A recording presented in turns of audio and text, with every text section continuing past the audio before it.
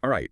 Welcome, everyone. We're diving deep into phrasal verbs today. Ooh, These yes. are those tricky little combos of verbs and prepositions. Right. And, well, they can be a bit of a headache for English learners. Absolutely, they can be. They're everywhere in everyday English, so we've got to get a handle on them. We do. They add so much color and nuance to the language. It's true. Yeah. Once you get them, it's like unlocking a secret code to understanding, like, real conversations. Mm-hmm. You know what I mean? And I got to tell you, I've had some uh, awkward moments with phrasal verbs myself. Oh, I bet everyone does. Do tell. Okay, so picture this. I'm with a British friend trying to, impress him with my English skills. Okay, I'm picturing it. It is a hot day, and I wanted to take off my jacket. But instead of saying, I'm taking off my jacket, I blurted out, and this is so embarrassing, I'm taking off. Oh, no. Like you were about to fly away. Exactly. He looked at me like I was crazy. Oh, I can only imagine. But your mishap actually brings up a really important point about phrasal verbs. Take off has multiple meanings, which can be super confusing. It can mean removing clothing, like you were trying to do, or it can describe a plane leaving the ground. It's wild how one verb can have such different jobs. Right. Like, how did that even happen? Is it just random?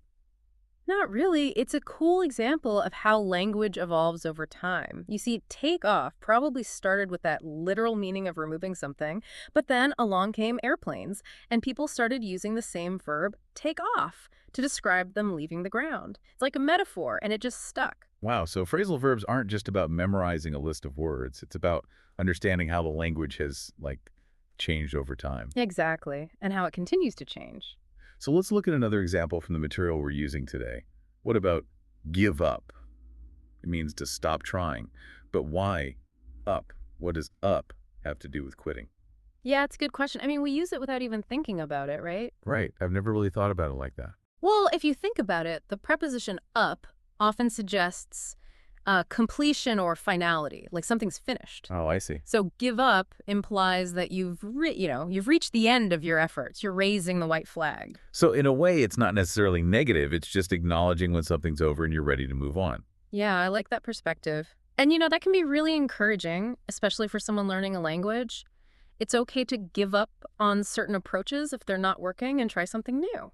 That's a good point. It's like permission to let go and try again. Exactly. Phrasal verbs often reflect our everyday experiences and even our mindset. Fascinating. Okay, so we've talked about take off and give up. What about some other phrasal verbs from my list, like wake up, run into, and look after? Anything interesting about those? Definitely. More than meets the eye. Let's start with wake up. It seems pretty straightforward. Yeah. But the interesting part is, again, that preposition up. Just like in give up, it suggests a change of state, moving from sleep to wakefulness. Huh. So that little up is doing a lot of work. It really is. Now, run into, it means to meet someone unexpectedly. But how does into add that sense of chance? That's what always trips me up with phrasal verbs. Like, why that preposition? It feels almost random sometimes. Think about this. Run implies movement and speed, Okay, yeah. but into adds that element of collision or a sudden encounter. You're not just meeting someone, it's like you bumped into them without planning it. Ah, okay. So the preposition kind of, like, paints a more vivid picture. It does. It adds that extra layer of meaning. And that's why they make you sound more natural, right? Exactly. Now, how about look after? It means to take care of someone, but it's more than just watching over them. It implies a sense of responsibility. I see. So you're not just looking at them, you're actively, like, ensuring their well-being. Yeah, good way to put it. You're invested in them. So it's a much stronger commitment than just look at. Like the difference between glancing at a plant and actually, taking care of it. Perfect analogy. You know what? This reminds me, I should really go look after my plants soon. They've been a bit neglected. Me too. They're probably giving me the side eye. I bet. But before we both run off to tend to our greenery, there's one more phrasal verb I think we should explore. I feel like we're both getting a real appreciation for just how cool phrasal verbs are. Yeah, definitely. They're not just, quirky little additions to the language. They actually tell us a lot about how English has developed. Like they're little time capsules. Exactly. And one that I find particularly fascinating is catch up. Catch up. Okay. Now, on the surface, it means to reach the same level as someone, right? Yeah, like if you're behind on work or something. Right. But the interesting thing is it actually has roots in the world of sewing and tailoring. Wait, sewing? How does catching up relate to, like, needles and thread? So imagine a seamstress working on a piece of fabric. Okay. To catch up, the loose threads meant to gather them up, secure them. Oh, to close the gap. Exactly. So it started as a very literal term. Huh.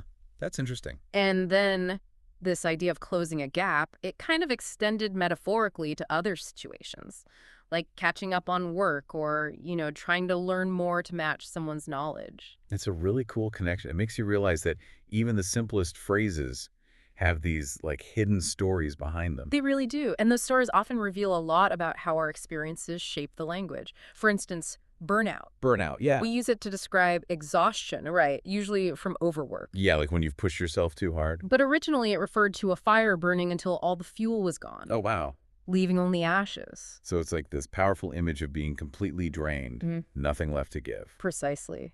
And it reminds us that language is always evolving to reflect our changing world. Yeah, makes sense. And phrasal verbs, they're a prime example of this adaptability, combining simple words to create these complex meanings. So we've talked about history, metaphor. What else makes phrasal verbs unique? I've always wondered about that.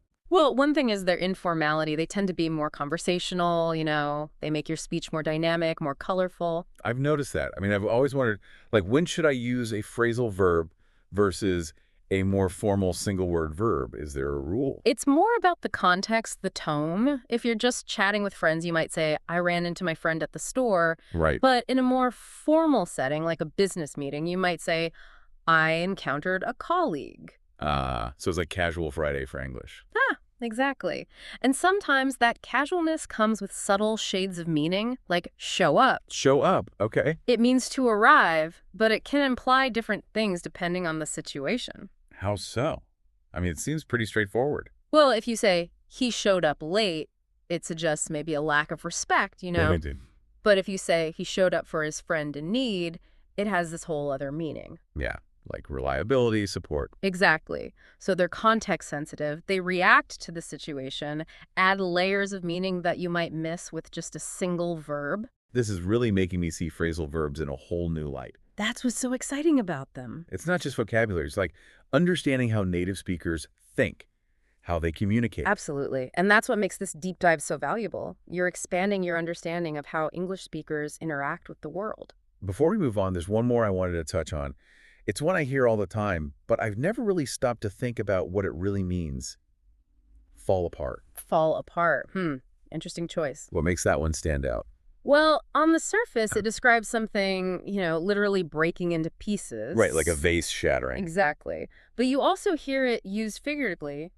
My plans fell apart. I felt like I was falling apart. Yeah, that's true. And that's where the metaphorical power of phrasal verbs really shines. You're taking this image of physical disintegration and applying it to abstract concepts, emotions, plans, even your sense of self. So it's like using a physical image to convey an emotional state.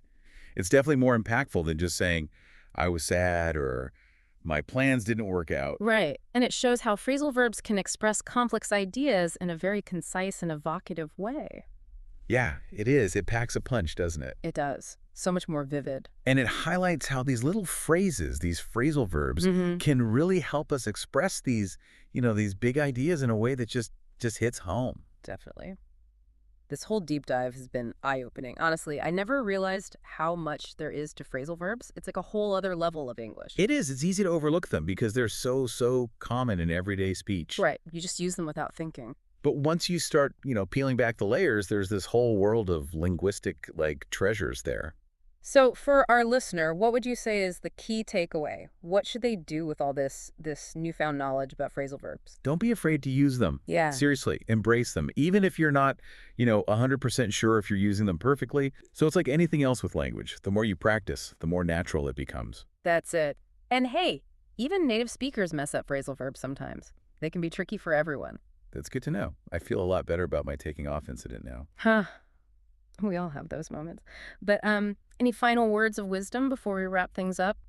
Lay it on us. I would just encourage everyone to keep exploring the world of phrasal verbs.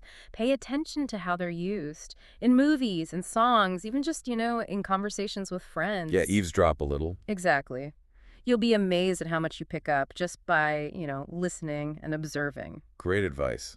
It's like you've given me a whole new way to look at the English language. And remember, language is always changing, so there are always going to be new phrasal verbs to discover. It's an ongoing adventure. Well, folks, that brings us to the end of our phrasal verb adventure for today.